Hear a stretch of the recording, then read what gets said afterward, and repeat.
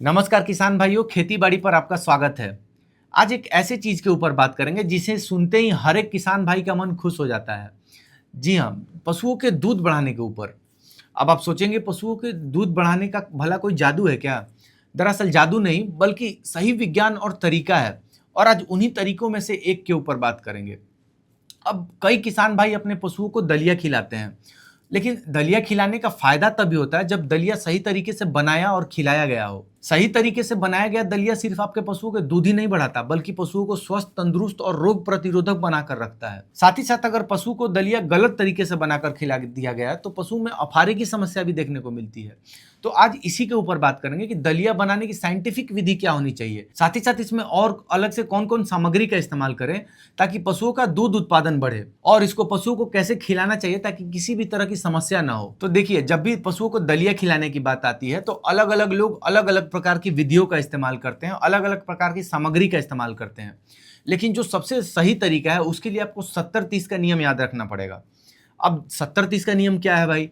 तो देखिए, 70-30 का नियम ये कहता है कि जब भी आप पशुओं के लिए दलिया बना रहे हैं तो वहां पे सिर्फ एक अनाज का इस्तेमाल ना करते हुए हम लोग यहाँ पे दो सामग्री का इस्तेमाल करेंगे। एक तो हम लोग इस्तेमाल कर रहे हैं 70% तक अनाज। अब अनाज में आप मौसम के अनुसार किसी भी अनाज का चयन कर सकते हैं। गेहूं है, ज्वार है, बाजरा है, मक्का है, आप किसी का भी इस्तेमाल कीजिए।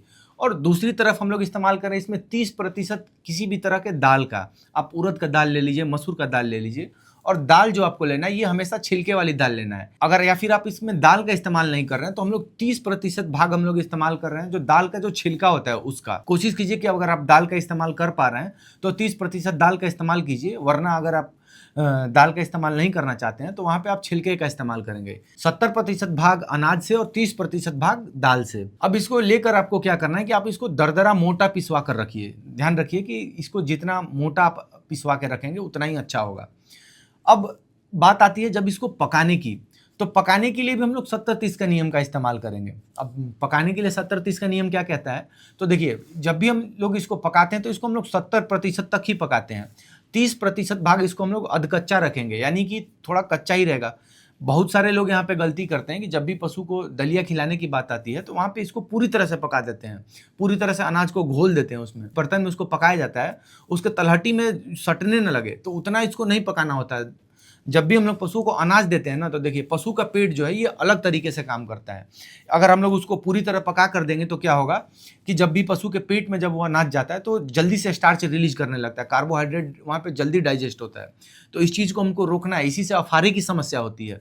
तो हम लोग इसको 70% तक ही पका रहे हैं और थोड़ा इसको अधकच्चा रख रहे हैं। अब दलिया जब आपका एक बार पक जाए तो इसके बाद हम लोग कुछ अलग से भी इसमें सामग्री का इस्तेमाल करते हैं। इसमें जो हम लोग सामग्री अलग से इस्तेमाल करें उसमें नमक, गुड़ और हल्दी। यहाँ पे जो मैं मात्रा आपको बता रहा हूँ ना, ये 1 किलो दलिया के हिसाब से बना रहा हूँ, यानी कि 1 किलो दलिया में आप 700 ग्राम आप किसी भी तरह के अनाज का इस्तेमाल कर रहे हैं, गेहूं का इस्तेमाल मान लीजिए कर रहे हैं, और 30% भाग मान लीजिए कि हम लोग उड़द दाल का इस्तेमाल कर रहे हैं, छिलके वाला। उसके साथ में अब हम लोग 50 ग्राम नमक, 50 ग्राम गुड़ और 25 ग्राम हल्दी। जो हल्दी है ये पशुओं के लिए बहुत ही लाभकारी होता है। पशुओं को स्वस्थ रखने के लिहाज से हल्दी में बहुत ही लाभकारी गुण होते हैं। तो यहाँ पे हम लोग 25 ग्राम हल्दी का इस्तेमाल कर रहे हैं। अब साथ ही साथ अगर ये दलिया आप हाई प्रोड्यूसिंग काऊ को दे रहे हैं, यानी कि अगर आपके गाय का दूध उत्पादन क्षमता 20 किलो से ज़्यादा है तो वहाँ पे हम लोग 20 से 25 ग्राम हम लोग इसमें मीठा सोडा का भी अलग से इस्तेमाल करेंगे। अगर उत्पादन क्षमता बहुत ज़्यादा नहीं है गाय की तो अलग से आपको मीठा सोडा देने की कोई ज़रूरत नहीं है। अब यहाँ पे आपका जो दलिया है ये अभी रेडी नहीं हुआ है, अभी इसमें दो चीज़ें हम लोग अलग से मिलाएंगे। अब यहाँ पे हम लोग दलिया को आँच से उतार दे रहे हैं, और आँच से उतारने के बाद उसके बाद हम लोग दो चीज़ें और मिला रहे हैं, और इसमें पहली जो चीज़ है वो है मेथी। आपको मेथी का पाउडर भी बना के रख लेना है, और 1 किलो दलिया के ऊपर 50 ग्राम मेथी का हम लोग इस्तेमाल करेंगे। अब मेथी के इस्तेमाल करने से क्या क्या फ़ायदा होता है उसको एक बार समझ लीजिए। तो देखिए, ये जो मेथी है ना, ये पशुओं के लिए मतलब एक तरह से वरदान है, समझिए। ये पोषक तत्वों की खान होती है मेथी।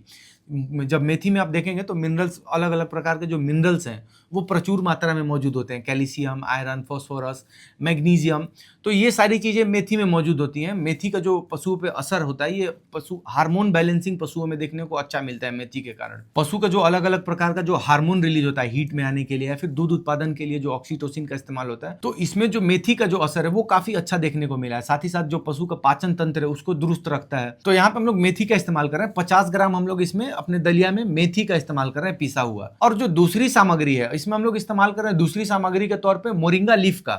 मोरिंगा लीफ वही सहजन का पत्ता, और इसको हम लोग इस्तेमाल करें ड्राई फॉर्म में 50 ग्राम। या तो आप इसको सुखा कर रख सकते हैं, अपने गाँव में ये आसानी से उपलब्ध होता है, वरना ये मार्केट से भी आप इस्तेमाल कर सकते हैं। अब ये जो हम लोग मोरिंगा लीफ का इस्तेमाल कर रहे हैं, सहजन के पत्ते का, आप इसको हरा भी दे सकते हैं। अगर आपके पास सूखा नहीं है तो आप इसमें हरा भी इस्तेमाल कर सकते हैं। आप उसको अच्छे तरीके से चॉप करके काट के और आप अपने दलिया में इसको मिला सकते हैं। अच्छा तो सबसे ये होता है कि आप एक बार इसको सुखा के रख लीजिए या फिर मार्केट से खरीद लीजिए, और 1 किलो दलिया के ऊपर आप इसको 50 ग्राम जो सहजन का पत्ता है वो उसका इस्तेमाल कीजिए। अब ये जो सहजन का पत्ता है, ये दूसरी वरदान वाली चीज है। इसमें अलग अलग प्रकार के विटामिन के खान होते हैं। जो मेथी होती है वो अच्छे मात्रा में मिनरल से भरपूर होती है, और जो सहजन का जो पत्ता है इसमें अलग अलग प्रकार के विटामिन पाए जाते हैं। विटामिन ए होता है जो बीटा कैरोटीन है वो, साथ ही साथ विटामिन सी, विटामिन के, विटामिन ई, विटामिन बी के सीरीज से देखें तो विटामिन B1 थियामाइन जो होता है वो, साथ ही साथ विटामिन B2 नैसीन, ये सारी अलग अलग तरह की चीजें इसमें मौजूद होती है। साथ ही साथ जिंक, कॉपर, मैंगनीज, ये सारी जो पोषक तत्वों की चीजें हैं ये सहजन के पत्ते में मौजूद होती हैं। अगर आप पशुपालन में सहजन के पत्ते का इस्तेमाल करने लगे तो आपको बहुत फायदे देखने को मिलेगा। तो अगर आपको सहजन का पत्ता उपलब्ध हो रहा है तो आप जरूर से जरूर इसमें इस्तेमाल करके एक बार देखें। सहजन का पत्ता जब आप इस्तेमाल करेंगे तो पशु स्वस्थ तो बनेगा ही, साथ ही साथ जो दूध की गुणवत्ता है वो अच्छी हो जाएगी, दूध उत्पादन क्षमता अच्छी हो जाएगी। तो यहाँ पे हम लोग अपने दलिया में 2 चीजों का इस्तेमाल कर रहे हैं, एक तो है मेथी और दूसरा है सहजन का पत्ता ड्राइड फॉर्म में, यानी सूखा हुआ। अब यहाँ पे आपका दलिया बन के रेडी हो जाता है। अब दलिया जब आपका बन जाता है तो अब बात आता है इसको खिलाना कैसे है। तो देखिए, एक बार जब आपका दलिया बन के रेडी हो जाए तो आप इसको छोड़ दीजिए अच्छे से ठंडा होने के लिए। हाँ, इस बात का ध्यान रखना है कि ये स्टार्च की मात्रा जो होती है दलिया में ज़्यादा होती है, तो इसको जो है बहुत देर के लिए नहीं छोड़ देना है, नहीं तो ये तेज़ी से फर्मेंट होता है। तो बहुत ज़्यादा इसको देर तक ना छोड़ दें, आप इसको अच्छे तरीके से ठंडे होने दीजिए, फिर उसके बाद आप इसको पशुओं को देना चालू कीजिए। अब देने के लिए कैसे देना है, तो सबसे अच्छा जो तरीका है वही TMR के फॉर्म में, यानी टोटल मिक्स राशन। आप इसको अलग से देना चाहते हो तो आप इसको अलग से भी दे सकते हैं। थोड़ी सी इसमें जब भी आप अपने इसको पशुओं को दे रहे हैं तो इसमें थोड़े मात्रा में भूसा मिला लीजिए अलग से।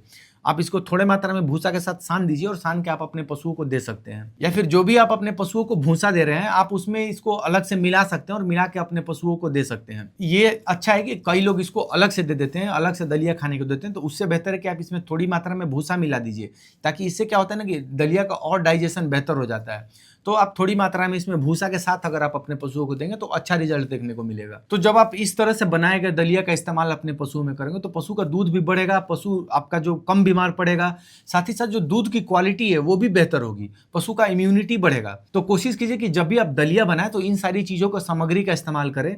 साथ ही साथ आपको 70-30 के नियम को याद रखना है। 70% आपको हमेशा अपने दलियों को पकाना है। साथ ही साथ एक अनाज का न इस्तेमाल करते हुए हम लोग इसमें 70% भाग अनाज का रखते हैं और 30% भाग इसमें हम लोग दाल का रखते हैं। तो ये बातें हो गई दलिया से संबंधित, किस तरह से साइंटिफिक तरीके से दलिया बनाना और पशुओं को खिलाना चाहिए।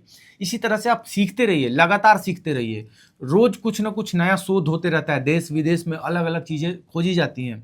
वो बात अलग है कि हम लोग सीखने को लेकर उतना जागरूक नहीं है तो चीजें हमारे तक पहुंच नहीं पाती। तो आप इसी तरह से सीखने का कार्यक्रम जारी रखिए, लगातार सीखते रहिए पशुपालन से संबंधित। आप धीरे धीरे सीखते जाएंगे तो आपका पशुपालन जो है धीरे धीरे एक अलग ही स्तर पे चला जाएगा। सीख कर आप अपने पशु का दूध उत्पादन क्षमता बढ़ाइए, साथ ही साथ दूध की गुणवत्ता बढ़ाइए, पशु को हृष्ट पुष्ट और स्वस्थ रखिए।